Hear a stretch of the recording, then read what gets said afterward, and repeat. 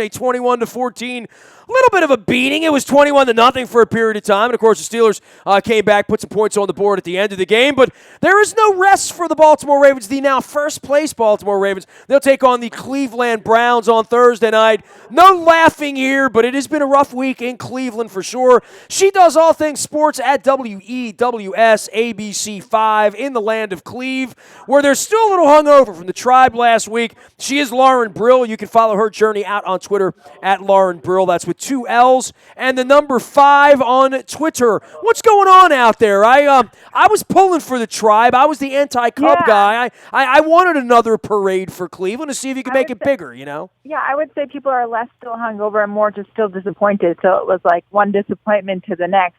You know, you go from being in the World Series and then being up 3-1 to being disappointed. And then the only thing they kind of have to turn to is the Browns on Sunday. But at least, I mean, the Cavs are doing well, so that's actually good. Well, I mean, the Browns are not a good place to turn right now, right? So I feel like I talk to more people in Cleveland than anywhere else. I mean, I have a lot of friends out there in the media, and I appreciate you taking some time to come on. And I know we haven't talked much about this, so I'd love to hear your insights onto this because the Indians fans weren't there most of the year. And then at the end, they sort of came. In the end, the Cubs fans sort of bought all the tickets. I've always felt it's a Browns town, and if the Browns could ever be any good, it would supersede all of this. But the Cavaliers have really, I mean, LeBron even leading the cheers at Indians games. Yeah. It's the Cavs and everything else there, as it probably should be because they lead the train, right?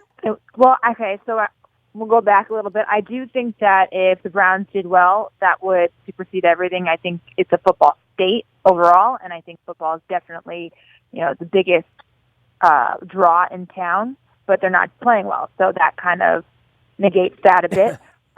As for the World Series, it was interesting because I don't know that a ton of people expected them to go this far, and even more so, I don't think a lot of people knew the players that well because a lot of them are very young, so they didn't feel that same attachment to maybe the players that they rooted for in the 90s, and then all of a sudden, they're just moving forward and they're in their World Series, and everyone definitely was cheering them on and supporting them.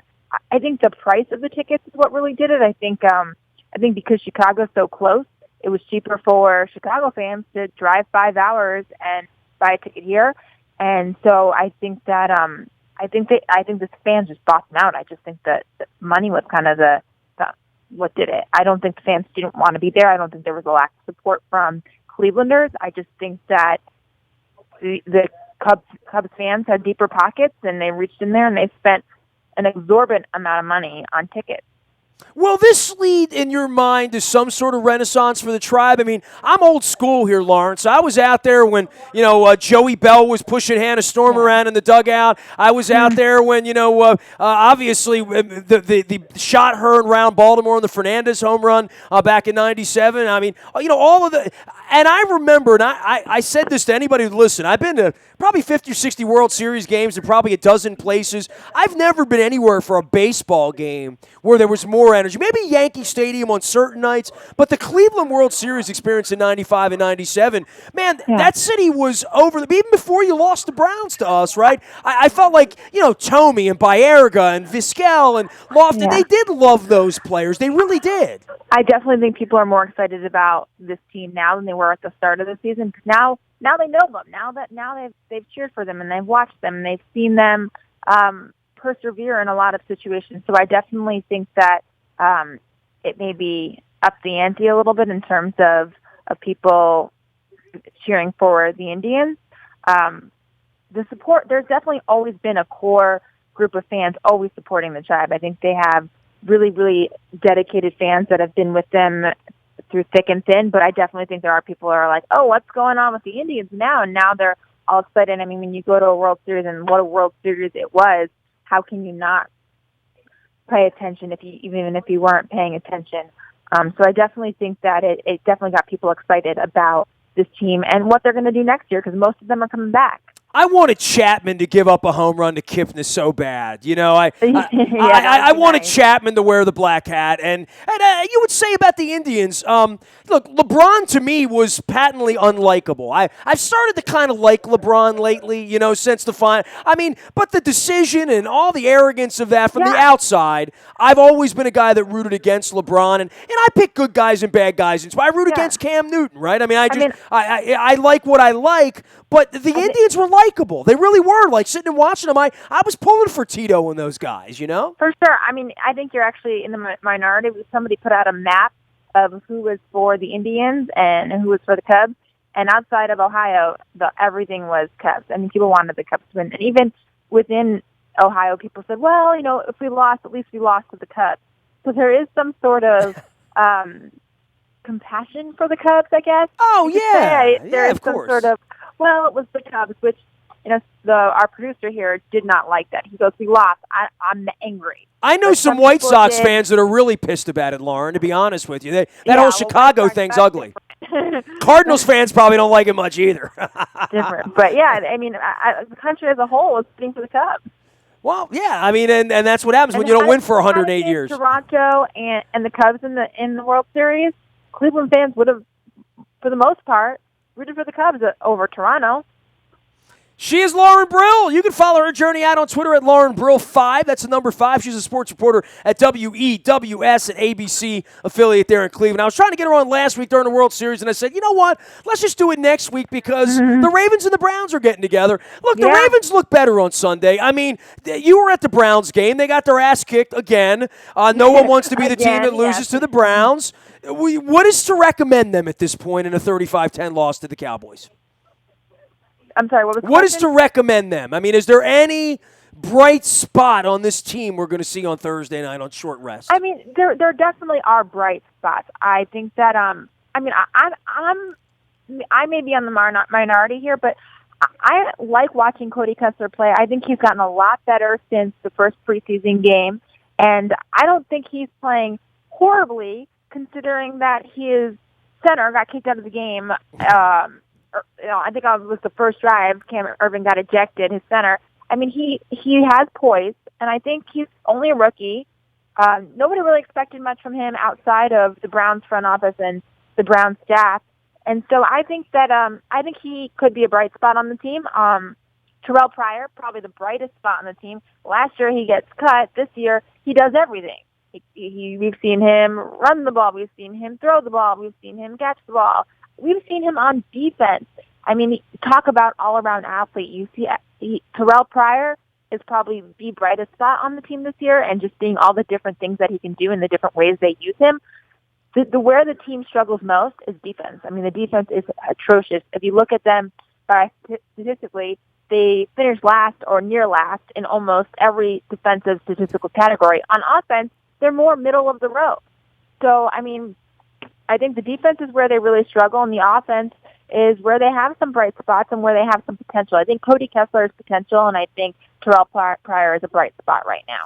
What about Hugh Jackson? I mean, could he survive 0-16 here amidst these knuckleheads that run the franchise? I mean, they got baseball people running the football franchise. Yeah, for sure. They might not win at all, and I don't know that the fans could suffer. It just keeps getting worse. Hugh Jackson will survive 0-16. Do I think Ray Horton will survive 0-16? Maybe not. Do I think every single person in the front office survives 0-16? I'm not sure. But I don't think Hugh Jackson has done a terrible job. I don't think he's done an excellent job. But, I mean, he's not working with a whole lot. You have 19 rookies out there, very little veteran leadership. I shouldn't say little veteran leadership, not a lot of veterans. You have Joe Thomas, you have Gary Barnett. But when you compare them to the other teams, I think that they're the youngest team in the league. Just so many rookies out there starting and playing major roles and experiencing the NFL for the first time. That's tough. It's tough to get these guys to execute on things that they've never seen, and they're getting hit a lot harder, and their season is longer. So, I mean, you can't put it all on Hugh Jackson. And a lot of these games have been close. I mean, if you think back to last time the Ravens and the Browns played, I believe, don't quote me on this, I think they were ahead 20-12 at the half, the Browns. They couldn't finish, and that's a rookie thing. Well, they were ahead 20-0 4 minutes into the game. It was the worst game. It was awful. 20-12 at the half. Yeah, it was 20-0 early though. I mean, it was. Yeah, Yeah, so, it was. they had a lead. I mean, they can't finish games, and I think that's a youth thing. She is Lauren Brill at WEWS in the land of Cleve. Do you expect them to go 0-16 at this point? I mean, we're certainly not thinking Thursday's a gimme, as you've pointed out. The Browns always give the Ravens a hard time, but I'm kind of expecting that they won't win this year. You know, maybe I'm wrong. Maybe I'll see some signs of life Thursday night. I think maybe they get one game end of the season, a team that's kind of like done, maybe. More done. But, I mean, Chris Kursky said today, we're not going to go 0-16. That's a fact. So, I mean, they're determined to get a win. I think for the ego, most of all, no team, no competitor, no team, no coach wants to have a winless season on their resume. That's for sure. Well, you always have the Cavs, right? I mean, LeBron's going to keep it interesting for the next 7 months. You got until June to get ready, right? Yeah, the Cavs are 6-0. They're undefeated. They're playing well. And the Cavs are a team that they don't think they can lose. I mean, they have so much confidence, and there's so much chemistry in that team, both on the court and off. I've never covered a professional team that was just so tight-knit that you always see them together. They went to a lot of the World Series games together. You just always see them bonding, and I think that it's very genuine, and I think it crosses over on the court, and I think that feeds into their confidence. Lauren, great having you on. I appreciate you making some time. We'll see you on Thursday night. These Thursday night games are awful, and the only thing worse are the uniforms they wear. Flacco actually said that he's looking forward to wearing the purple. I don't know. They're probably going to look like, Zan and Jaina from the Wonder Twins, from what I can tell. But we'll take a look at it, and I hear the Browns are wearing all white, so that might even be more interesting. Great having you on. We'll see you on Thursday night. All right, thanks so much. Cheers. There she goes, Lauren Brill from WEWS, ABC affiliate in the land of Cleve at Channel 5. She's a sports reporter there. You can follow her journey out on Twitter at Lauren Brill and the number 5. You can find me out in the Bayou Toyota Audio Vault 24 hours a day from anywhere in the world on your mobile device by downloading the TuneIn Radio app. We come in crystal clear. Our morning newspaper ships to your email inbox at 7 a.m. every morning. That is powered up by Planet Fitness and PlanetFitness.com. It's still $10 a month to get in the best shape of your life there. Last but never least, breaking news happens first on the WNST text service. It's all brought to you by Coons Ford of Security Boulevard. Dennis will be here on Thursday getting you ready for purple and white and orange helmets and Hugh Jackson and Cody Kessler. And at least the Ravens came out of the game on Sunday with some good health. We'll see how they do on Thursday. Get to this thing through 5-4 and take a little breather and get ready for the Cowboys. We'll be going down deep into the heart of Texas next week. Luke's going to be out at the complex the next couple of days getting you ready for Thursday night. Any breaking news, of course, out on the text service. But our Twitter, our Facebook, LinkedIn, Snapchat, Instagram, it's all there for you. And you can always email me, nasty@WNST.net. We're at Buffalo Wild Wings and Owings Mills every Monday night for the best seat in the house competition. It's all brought to you by our friends at Fully Loaded Transportation. What we do is we give you the best seat in the house. You get a $100 gift card. You bring your friends back next Monday. We pick you up in the limousine, and you have a good time. It's the best seat in the house. It's Monday Night Football. It's Buffalo Wild Wings and Owings Mills. We also have our Blazing Wing Eating Challenge at halftime. We give away a $25 gift card for those who like it hot. I'm Nestor. We are WNST.net, AM 1570, and WNST Towson, Baltimore, and we never stop talking Baltimore sports.